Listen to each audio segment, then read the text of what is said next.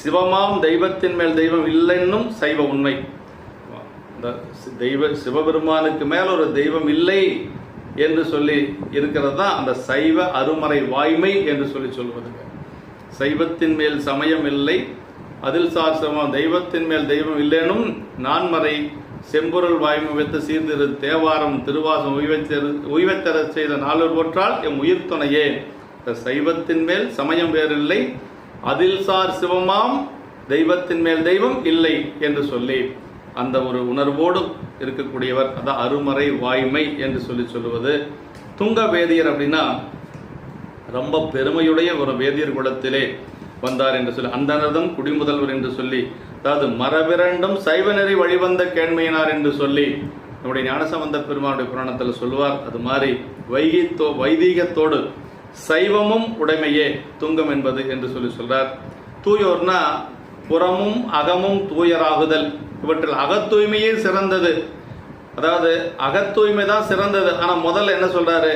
புறமும் அகமும் அப்படிங்கிறார். அப்படின்னா அதாவது முதல்ல புறந்தூய்மை நீரால் அமையும், அகந்தூய்மை வாமியால் காணப்படும். முதல்ல புறந்தூய்மை முக்கியம்தான் இல்லைங்களா? புறந்தூய்மை முதல்ல முக்கியம், அதற்கு பிறகு அகத்தூய்மை அதை விட முக்கியம். முதல்ல இதை சொல்றாருங்க.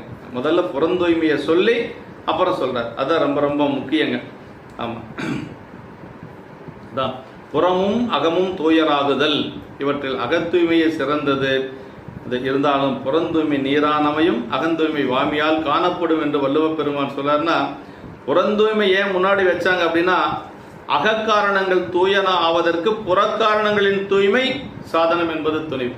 இப்போ நம்ம அகக்கரணங்கள் உள்ள இருக்கக்கூடிய அகக்கரணங்கள் தூய்மையாகிறதுக்கு என்ன செய்யணும்? முதல்ல புறக்கரணங்கள் தூய்மையா இருக்கணும். நல்ல குளித்து நீராடி நல்ல ஒரு நிலையில் இருந்தால் தான் உள்ள இருக்கக்கூடிய கரணங்கள் தூய்மையா இருக்கும் அப்படின்னு சொல்றாருங்க. அதன் சாதனமாகிய முதற்கண் வேண்டப்படுவது நீரில் குளித்தல் அப்படின்னார். அதனாலதான் களரீற்றறிவார் என்று சொல்லக்கூடிய சேரமான் பெருமாள் நாயனார் எப்படி இருந்தார்னா, ஒரு அரசரா இருந்தாலும் புலரி எழுந்து புனல் மூழ்கி புனித வெந்நீற்றினுள் மூழ்கி அப்படின்னாரு. முதல்ல தண்ணியில குளிப்பார், அதற்கு பிறகு திருநீர் பூசிக்குவார். புலரை எழுந்து விடியறதுக்கு முன்னாடி எழுந்திருச்சிருவார். புலரை எழுந்து புனல் மூழ்கி புனித வெந்நீற்றினுள் மூழ்கி என்று சொல்லி சேக்கிழ பெருமான் சேரமான் பெருமாள் நாயனார் குணத்தில் சொல்றாருங்க. அப்படி முதல்ல புற தூய்மை வேணும், அதற்கு பிறகுதான் அகக்கரணங்கள் புறக்கரணங்கள் தூய்மையாகும். ஆனா அகக்கரணங்கள் தூய்மையாவதற்கு அது ஒரு சாதனம் என்று சொல்றாருங்க. நீரில் குளித்தல். உன்பொழுது நீராடி உண்டலும் என்பெரிடும் பால் பற்றி சொல்லால் விடுதலும் தோல் பற்றி சாயினும் சான்றாண்மை